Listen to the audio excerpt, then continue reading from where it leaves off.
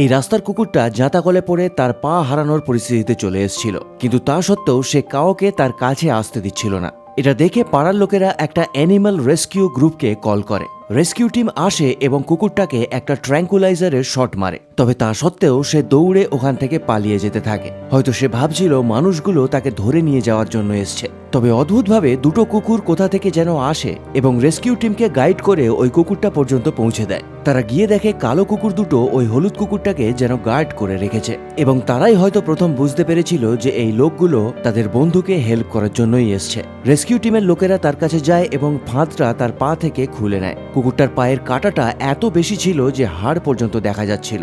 এই জন্য তারা ভাবে এর পা কেটে বাদ দিতে হবে। তবে কালো কুকুর দুটোর মধ্যে একটা তার নিজের পা দেখায় ওই রেস্কিউ টিমের লোকদের। আসলে তার পায়েও ওরকম কাটা দাগ ছিল, যেটা দেখার পর রেস্কিউ টিমের লোকরা বুঝতে পারে যে এই কাটাটাও ধীরে ধীরে ঠিক হয়ে যাবে। এই জন্য তারা ওষুধ দিয়ে কুকুরটাকে অবজারভেশনের মধ্যে রাখে।